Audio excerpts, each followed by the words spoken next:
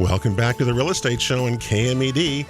Pete Belcastro and Joe Brett, the real estate guys, with you here today. I'm a licensed real estate broker with John L. Scott. Joe is with Remax Ideal Brokers. And, well, we get together every Saturday morning with you here, talk about real estate issues in Jackson and Josephine County with some great guests.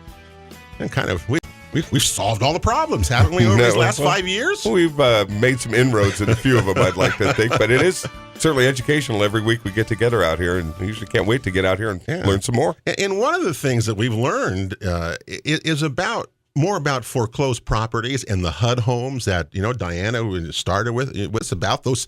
We've learned about those things. First of all, welcome to the show. How you doing today? Hey, I'm doing great, Pete. Yeah? Thanks. And Lori Munroe is here as well, her business partner with Action Realty. How are you? Good. I'm great. Yeah? I'm great. Good morning. Well, tell us a little bit, just kind of give us an update before we talk about a whole range of things today in the marketplace, but kind of give us an update on the HUD portion of your guys' world, because that's always interesting to me how HUD, and remember how the Housing and Urban Development Department, and we talk about HUD Acquired Homes, and HUD Acquired Homes are a pretty simple thing, aren't they?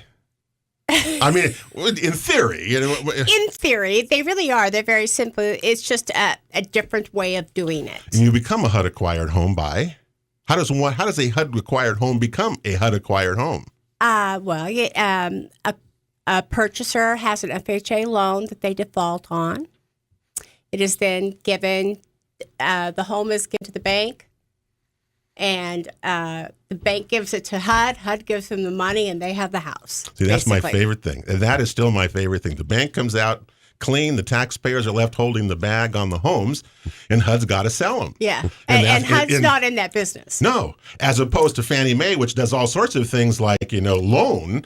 HUD does not do that, but HUD has a lot of homes. So what's the market like? I mean, it's been up and down, hasn't it, over the years? Well, actually, especially when it was the years that I was so busy, when there was so many foreclosures. And it has remained steady, a very slow, steady, maybe climb a little bit. We're hoping that, we're going through some restructuring with our company. And hoping that things are going to turn around a bit and we'll have more homes. Now, what you guys do, or you're the representative here. So we represent BLB Resources, that is out of Santa Ana, California. And they do what? They do the marketing. They get everything together from HUD. They work directly with HUD. Mm-hmm. And they're in several states, Michigan, Alaska, Hawaii. So you guys list these proproperties here locally, correct? That's what you do. They tell us exactly what to do, when to put it on, when to go to do an inspection. They have us take care of their houses very, very well. We have to do inspections every 15 days, while the FSM, which is the other part of HUD, who goes in there and takes care of the house and makes sure everything is okay. So between the two of us, we're always making sure that the house is in good shape and hasn't been vandalized. And what was the that's unlike other foreclosed properties or vacant properties. A lot of those don't get servicing or get that kind of attention. So that brings up a good point. We feel that, like, 1 week the FSM, which is the field supervisor, is there, and the next week we're there, and then they're comparing notes. Mm-hmm. Bottom line is, it's a good team effort. I think when the asset manager, which, like what Diana was saying, BLB Resources, which is a national company that's hired or contracted by HUD, they really form a good team between listing brokers, ourselves, between field service managers, which they're the ones that go in and clean up, and if there's any minor repair or something, or maybe boarding a window that might have gotten vandalized, something like that.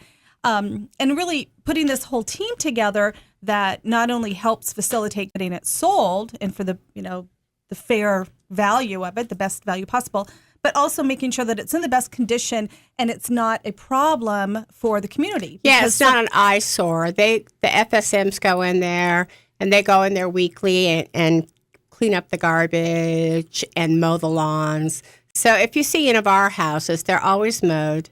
They always look very, very presentable. Well, I think when you work for the government, kind of a contractor, you better do that kind of work, or you're not going to be doing the contract as well. Well, you've seen some other homes that are Yeah. Really? Less desirable. It's about protecting that asset. Yeah. And don't get crazy, Pete. We don't mow the lawns. No, I didn't think you would do that. But Not currently. But you take care of, at the moment Never you're know. not. We never know. change. In our business. What was the most listings you had from HUD Homes in Jackson County at one time that you can remember? 25. In a given month? Say in a month. Okay, in a month. Oh, yeah, between 26 and 29. About 30 or so. Yeah. Okay. Yeah, about one a day. At the height of that.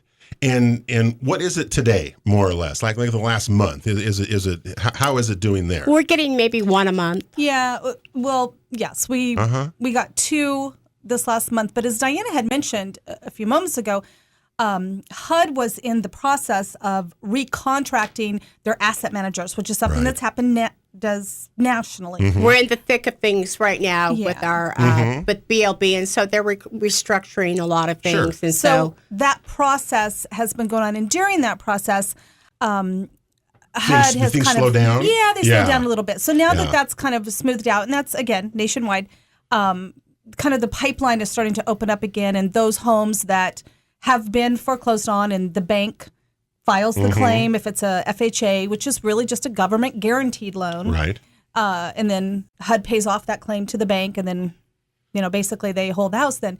So those homes that's happened to and been foreclosed on, they're coming back on the market now, and we're certainly getting more. Does the asset manager ever tell you about how many are sitting in the wings or any No, of that? no, You guys have no idea, do you? No. We just get You get a notice. This we get one's a coming. notice Here's like the address. prior to list. Here's the address. Go out and start doing your thing with it. Then Correct. Yeah. We know when there is an acquisition that has gone through the process far enough to where it's just right at our door. We know that quickly. But as far as the beginning, like No. how many they take and claim, We don't know heavens, anything more no. than 24 hours. We It's- can have an idea. In the military, they call it a need-to-know basis. Yeah. You're on a need-to-know basis. Mm-hmm. You don't need to know till And in the end, it's ready to hit the Well, market. once you want it, that's Yeah. you get it. There's a lot of people involved, and really We do a lot of things before it actually gets listed. We do a prior to list, and then we do a prior to list, and then we list it. But you still don't know how many are coming in the future. And the thing you have to remember that I always would have learned about you from all of you is that you have to have, of course, a real estate broker help you apply for the actual purchase of the property, and that you could better come with your best shot, right? Because it's the high. My favorite line has been the highest.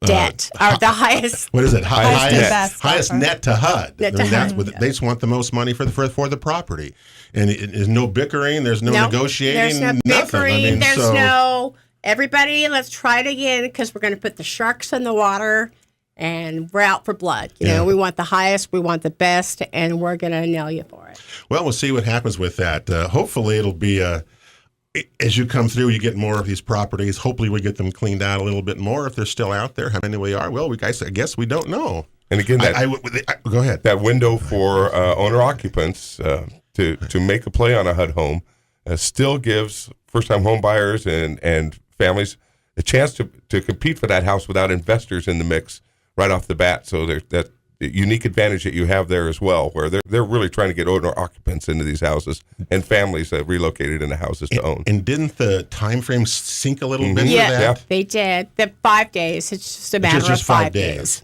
So it's what is it then? 15 days.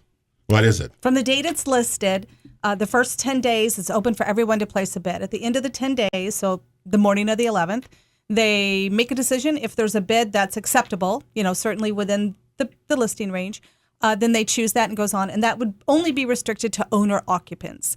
If that does not happen, say there isn't a bid that's good enough, or maybe there isn't any bids, then in 4 more days, because it would be on the 15th day, then they open it up to everyone, which of bidders. course we consider then investors or Right. people who are non-owner occupied. Maybe just recently I've had one where someone was purchasing for a family member. Parents buying a HUD home. It's a good value.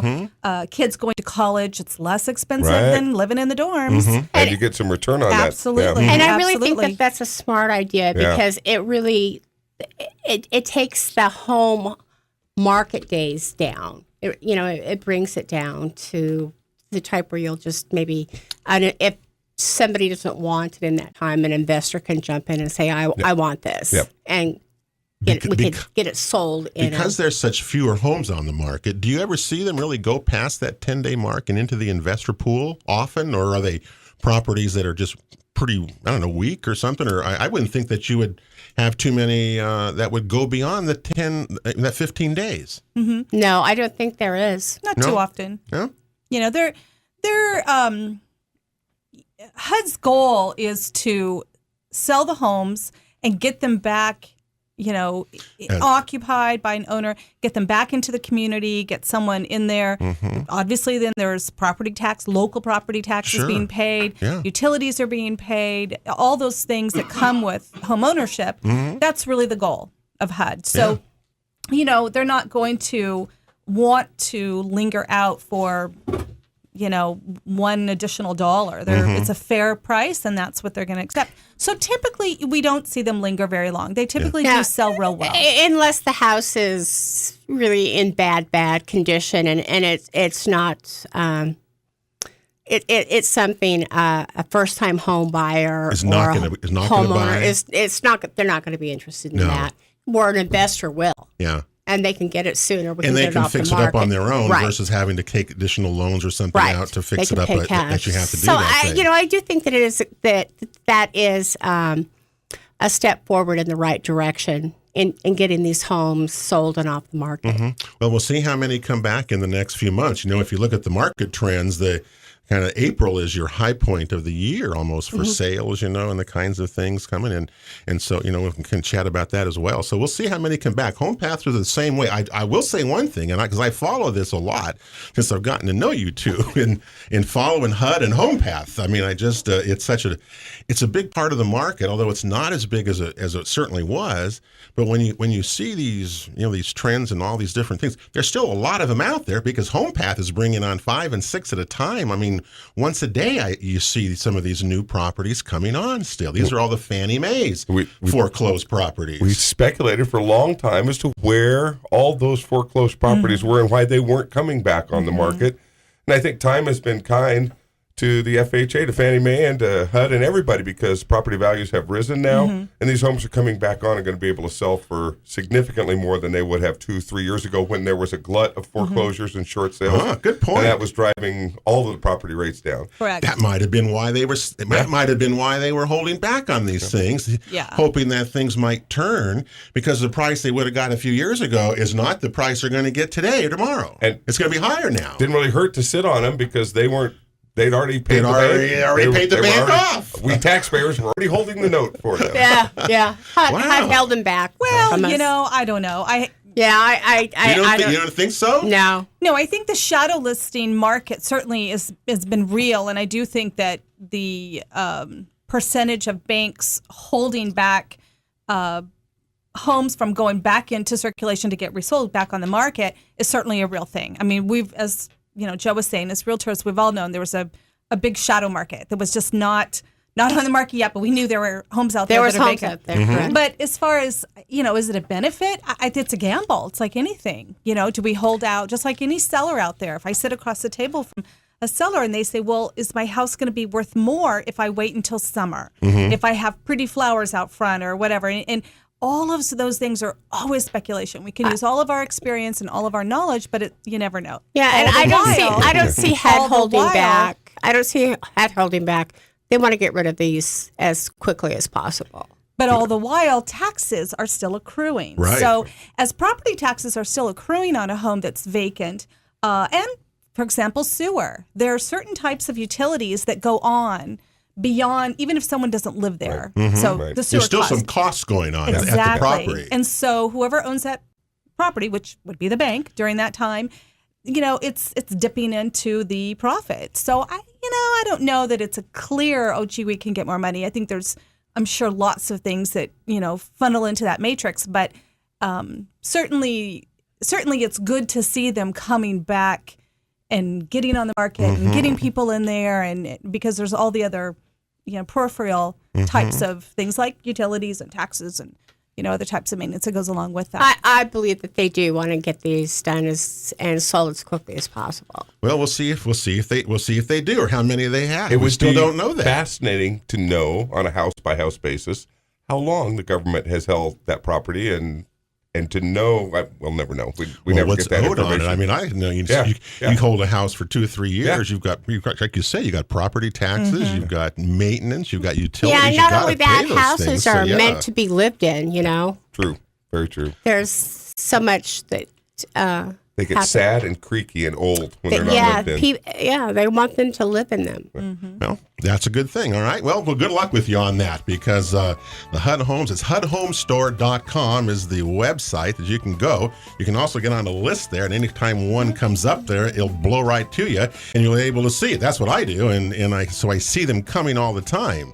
Anyway, so we'll see what happens. We're with Diana Yates and Lori Munroe from Action Realty, our HUD Acquired Home experts today on the Real Estate Show. This show repeats at 2 o'clock this afternoon right here on AM 1440. Don't you dare go away. We're coming right back right after this.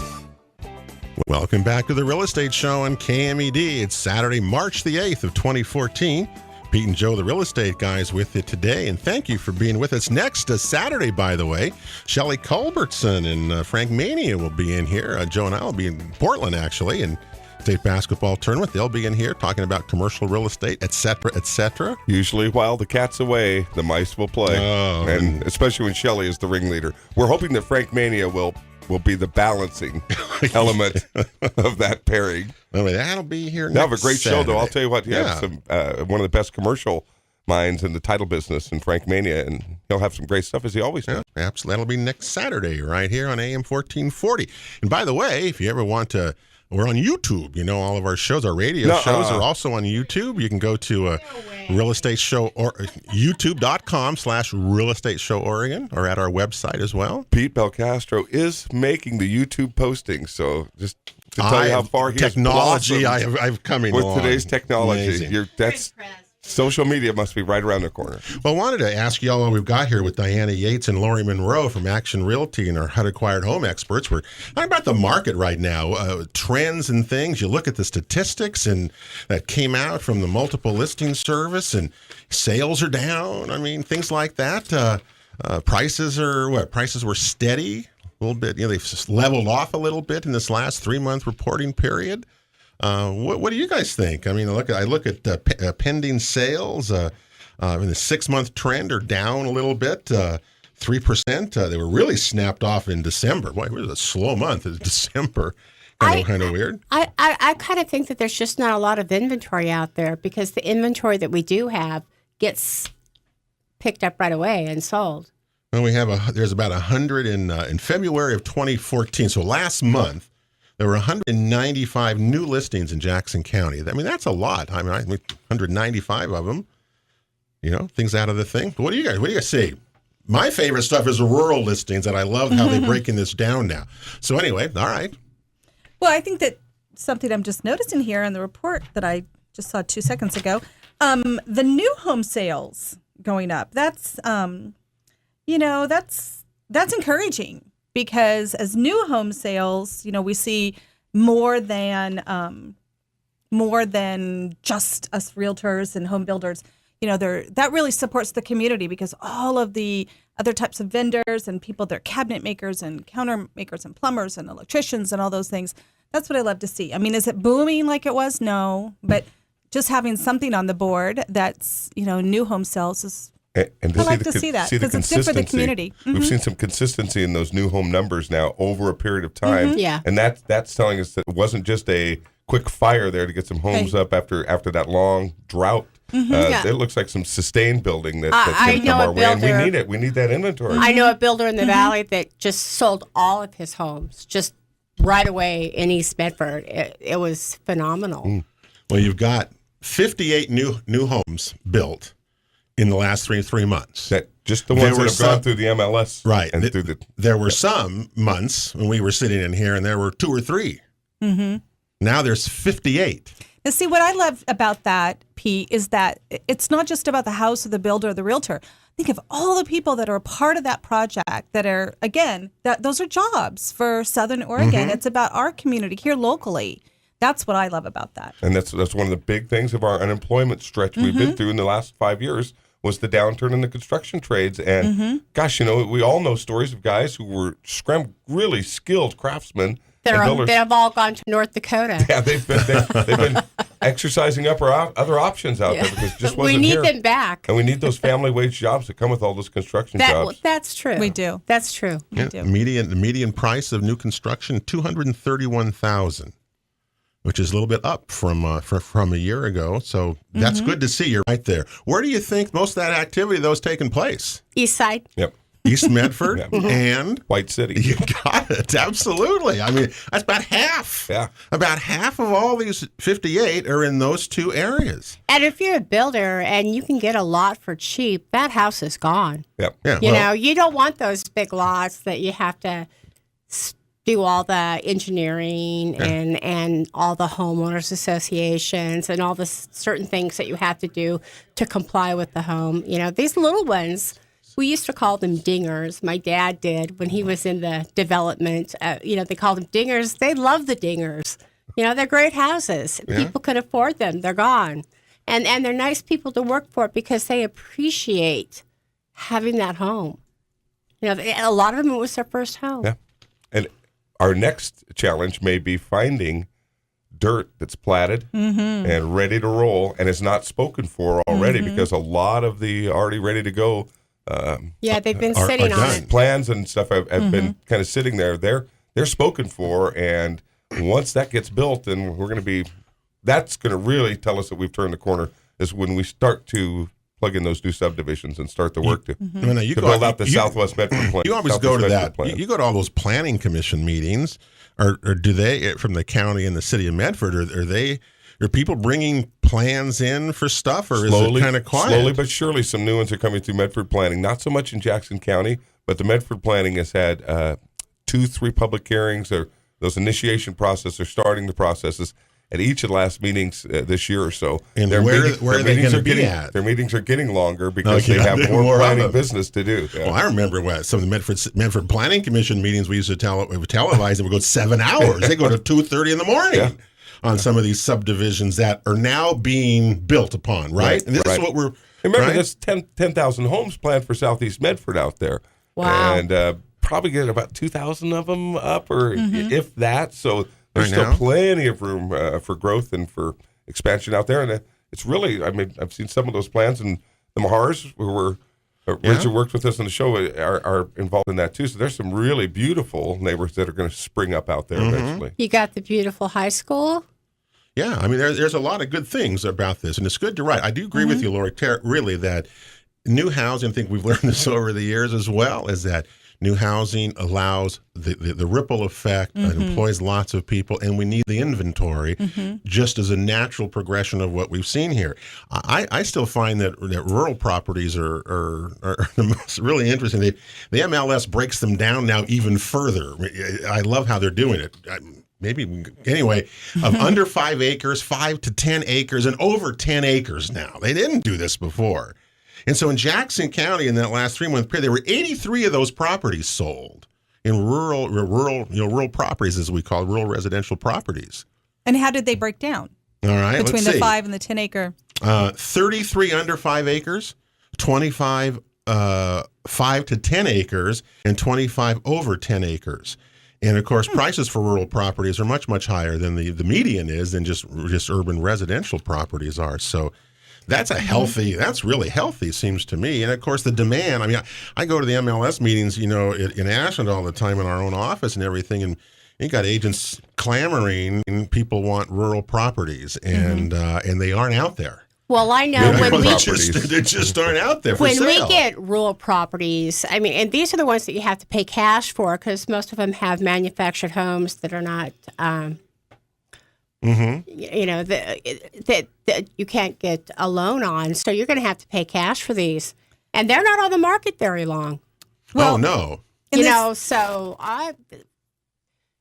they're out there in Weimar and Rogue River. Well, it depends how far out you want to be, Right. Or how isolated you want to be for whatever rural property you want. But we never have problems selling any of those. No. Where you think, wow, who's going to come up with this kind of cash? Remember, Right. Well, and the great thing about that too, though, is that you don't have to come up with that kind of cash. There are some great all-in-one construction loans coming back. Now, we had a lot of them back, 8 to 10 years ago. Not to name drop or plug, but Tammy Morgan at Umpqua Bank, she does all-in-one construction loans. Many of my buyers have used her.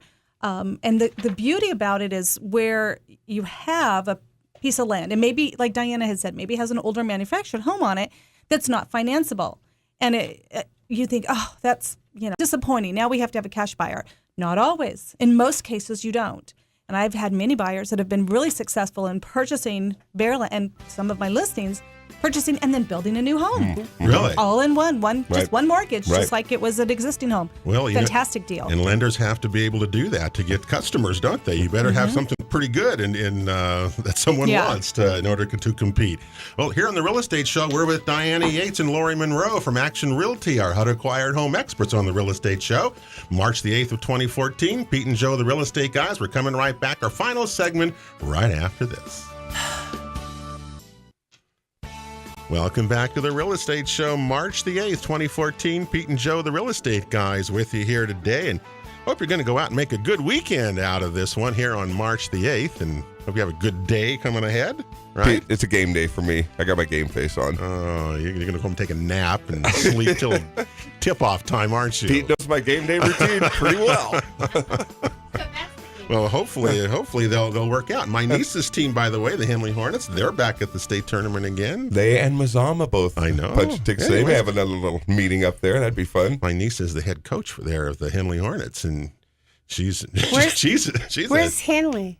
K Falls. Oh. Anyway, she's quite a coach. She's pretty good. I really like her. I was a Great member job. of the first class that ever set foot and went to school in that building, Henley High School. It was the junior high when I went there many years ago. But I was going to say, that shows how old you actually are. We're talking with Lori Munroe and Diana Yates, our HUD Acquired Home experts today on the Real Estate Show here, talking about kind of trends of what's going on.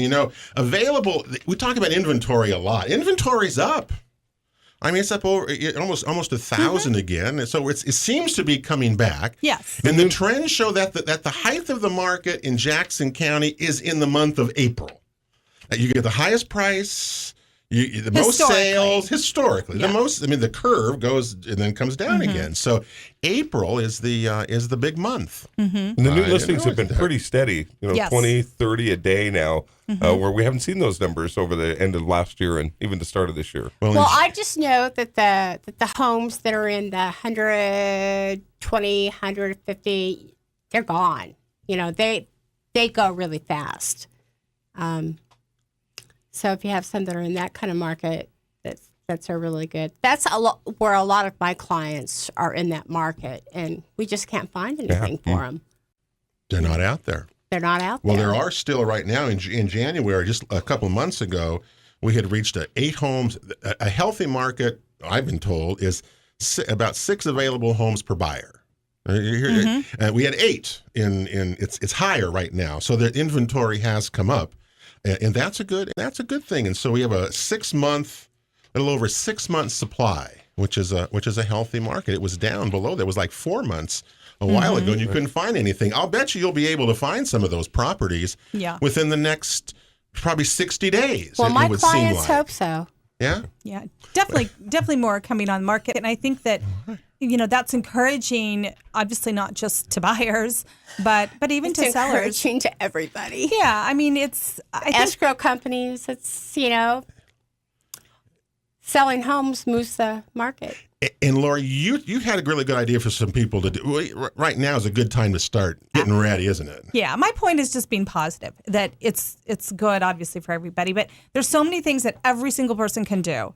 And one of the things that I like to bring to light with my clients is that this is the time of year, we were just talking about that, increasing the value. Maybe you've been in your home for a while, you've gone through that rough patch where you've lost a lot of equity because of the market, and you're just maybe feeling a little discouraged about, gosh, my home isn't worth as much as it was and all that.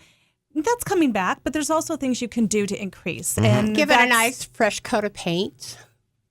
Yes, or like new windows or Flowers. Sometimes remodel, adding on, maybe it's the time if you want to add on that extra bathroom or whatever. So Maybe whack those cupboards in that 1970s kitchen that you live in and open it up and put a little island in there. Kill that shag. Shag carpets will not die. They won't. Mine's They stay going forever. on 40, I think. I'm always amazed at how many are still out there. Yeah. You'd think they would have all been replaced by now Because from the 70s, they never but they aren't. go away. They're built for endurance. Well, we're hoping that certainly the next few months is going to be a really interesting market. I'd say of all the time we've been tracking the market on this show, right now is a really equitable time for buyers and sellers. Prices are moving up, so sellers are getting more value, and it's getting them the opportunity to maybe make that move from here to downsize or upsize. Interest rates continue to be very, very attractive for buyers, and the affordability is still there for buyers very much. So the inventory is coming back up, and we've got some pent-up buyers. It seems like it's spring ahead. It looks like conditions are kind of setting up for everybody maybe to do well, not just a lopsided buyer or seller's market as we've worked our way through. No, we're getting there. I think you're right about I think the that. bottom line too, if you are, you've been thinking about purchasing a home, but not real sure if you're in that place, or maybe thinking about selling, where is my property at right now? A simple phone call. You can certainly call us, call me, Lori Munroe, Action Realty, Diana Yates, Action Realty. And Pete Belcastro. Yeah. Goes to Joe Bratt. John L. Scott, Always. Joe Bratt, Remax. Call your realtor. Call your favorite realtor. And I've just found that there's a lot of surprises coming on in terms of how we are rebounding. Things are better. And depending on what your goals are, purchasing, this lower priced market compared to where we were, 6-7 years ago is a great opportunity for people to maybe get that, investment home, buy that little rental that you've been wanting to do to add to your retirement portfolio. So, pick up the phone. Yeah. Pick up the phone and inquire about that. And we'll see what We'll give you happens. the huh? scoop. Yeah. Hire a lawn maintenance man. Well, that's what I'm doing because my whole thing is I got to sell my house. I got to get so much for it, and so I'm improving You're gonna it. have to mow your But I lawn got to fix now. the outside because I got trees that are and I can't do it. So I'm going to have to break down and actually hire people who are knowledgeable and landscape guys because they're good at that. You want to list your home when that big 8-point buck sits and takes his nap in your yard, because that's kind of a nice feature. It lends a little Ashland ambiance to it. Sometimes He's a big boy. He likes it there too. He comes every year. Really? That's a pretty protected little place in the backyard there. I don't blame him. Might stay in there too. Smart guy. Anyway, out of the thing. All right. Well, Lori, nice to visit with you, and good luck to you here. And Diana, hopefully, as more of these HUD homes come on, that you guys continue to do great work with that and represent HUD and all these homes. And as you say, get people in them, and which is what HUD wants. And I know you guys go through all sorts of ups and downs with it, we wish you well with that, all right? Thank you. Thank you. Great job, ladies. That'll do it for the Real Estate Show today here on KMED. Thanks for joining us. This show will repeat at 2 o'clock this afternoon right here on AM 1440. And all of our shows are available at realestateshoworegon.com. Also at YouTube, youtube.com/realestateshoworegon. Thanks for being with us. We're back with you next Saturday right here on AM 1440. Have a great week, everybody, and God bless.